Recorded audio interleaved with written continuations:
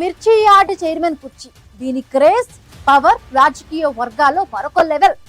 Asia ఖండంలోని అతిపెద్ద మిర్చి market, వందల కోట్ల రూపాయల టర్నోవర్, వేలాది రైతుల ఆశల కేంద్రం. అది కూటమి ప్రభుత్వం అధికారంలోకి వచ్చాక దాదాపు ఏడాదిన్నర పాటు సాగిన భారీ లాబియింగ్ తరువాత కుర్రా అప్పారావు చైర్మన్ గా బాధ్యతలు చేపట్టారు.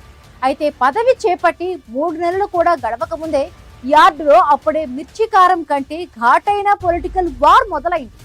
ప్రభుత్వం నియమించిన పాలక వర్గానికి అక్కడ తిష్ట వేసిన కొందరు అధికారులకు మధ్య ఇగో వార్ పీక్స్ కు చేరింది. చైర్మన్ కలవడానికి వెళ్లిన సభ్యులను అవమానించి బయటకు పంపేంతగా అధికారులు ఎందుకు బరితెగించారు? దీని వెనుక నడుస్తున్న ఆ లోగుట్టేంటి?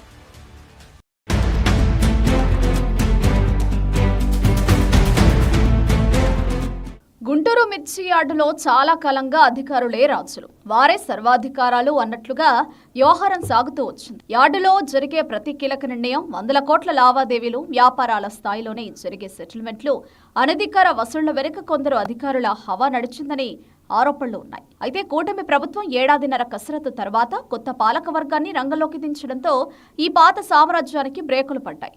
చైర్మన్ కుర్రా అప్పారావు ఆధ్వర్యంలోని కొత్త కమిటీ బాధ్యతలు స్వీకరించిన వెంటనే యార్డులో జరుగుతున్న ఆదాయ లీకేజీలను అరికట్టడం, రైతులకు మేలు జరిగేలా వ్యవస్థను సరిచేయడం లాంటి పారదర్శక చర్యలకు శ్రీకారం చుట్టింది.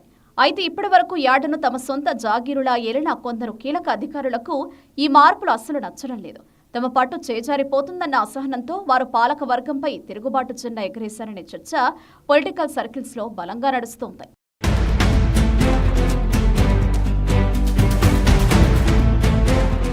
యార్డులో ప్రస్తుతం ఒక కీలక అధికారి వ్యవహార శైలి అత్యంత వివాదాస్పదంగా మారింది. మీరు కేవలం రాజకీయ పాలక వర్గం, మేము ప్రభుత్వ ఉద్యోగులం, యార్డు ఎలా నడవాలో మాకు బాగా తెలుసు అన్నట్లు ఆయన ప్రవర్తిస్తున్నారని సమాచారం. పాలకవర్గం తీసుకునే నిర్ణయాలను అడ్డుకోవడం, వారు పిలిచే అధికారిక సమావేశాలకు మొహం చాటేయడం, చివరకు చైర్మన్ ను కూడా కనీస గౌరవం లేకుండా బేఖాతరు చేయడం యార్డులో హాట్ టాపిక్ గా మారింది.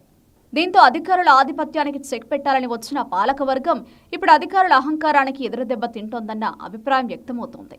అంతేకాక సదరు అధికారిని ఆ పోస్టులోకి తీసుకొచ్చింది స్థానిక కూటమి ఎమ్మెల్యేనే అనే ప్రచారం ఉంది. కానీ ఇప్పుడు ఆ అధికారి ఏకంగా ఎమ్మెల్యే మాటను కూడా లెక్క చేయడం లేదట.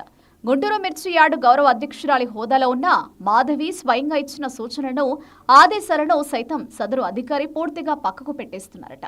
దీంతో ఒక ప్రభుత్వ అధికారికి ఇంత ధైర్యం ఎక్కడి నుంచి వస్తోంది? ఆయన వెనకున్న అసలు పొలిటికల్ హ్యాండ్ ఎవరిది అనే ప్రశ్నలు ఇప్పుడు యార్డు గోడలు దాటి అమరావతి స్థాయికి చేరాయి.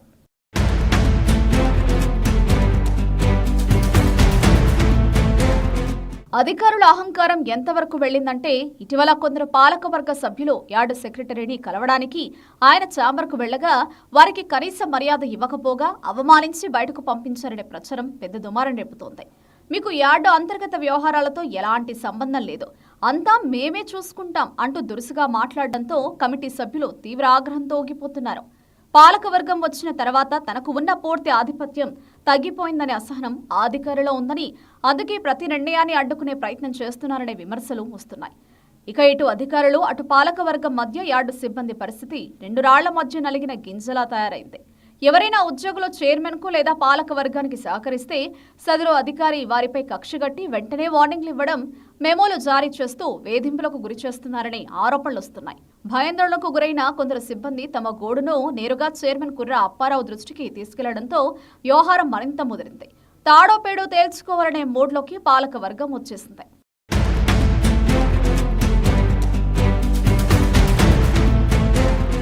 తాజాగా చైర్మన్ ఏర్పాటు చేసిన సమావేశమే ఇప్పుడు కొత్త వివాదానికి కేంద్రంగా మారింది. చైర్మన్ అత్యవసరంగా ఏర్పాటు చేసిన ఒక అధికారిక సమావేశానికి సదరు కీలక అధికారి ముఖం చాటేశారు. ఆ మీటింగ్కు నేను రావాల్సిన అవసరం లేదు, ఏమైనా ఉంటే కింది స్థాయి ఉద్యోగులతోనే మాట్లాడుకోండి అని ఆయన తెగేసి చెప్పినట్లు సమాచారం. ప్రభుత్వం నియమించిన ఒక చైర్మన్ను, పాలక వర్గాన్ని ఒక అధికారి ఇంత బహిరంగంగా అవమానించడం యార్డు చరిత్రలోనే మొదటిసారంటున్నారు స్థానిక రాజకీయ నేతలు. ఈ వ్యాఖ్యలు చైర్మన్తో పాటు పాలకవర్గ సభ్యులకు తీవ్ర అవమానంగా అనిపించాయనే చర్చ జరుగుతోంది. ఒక ప్రభుత్వ అధికారి ప్రభుత్వ నియమించిన పాలకవర్గానే లెక్క చేయకపోవడం ఇప్పుడు యార్డులో పెద్ద చర్చగా మారింది.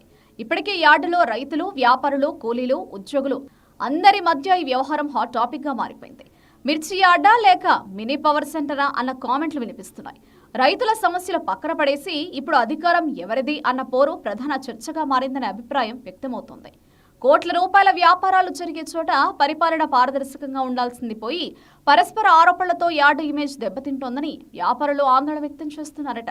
ఈ గొడవల వల్ల వందల కోట్ల వ్యాపారం జరిగే మిర్చి యార్డు ఇమేజ్ దెబ్బతింటోందని, పరిపాలన పక్కన పడేసి కేవలం ఈగో వార్ నడుస్తోందని రైతులు, వ్యాపారులు ఆందోళన వ్యక్తం చేస్తున్నారు.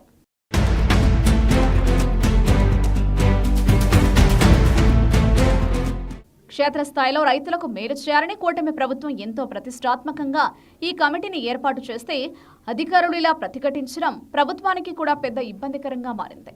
ఇక రాజకీయంగా కూడా ఈ వ్యవహారం కూటమి ప్రభుత్వానికి ఇబ్బందికరంగా మారే అవకాశాలు కనిపిస్తున్నాయి.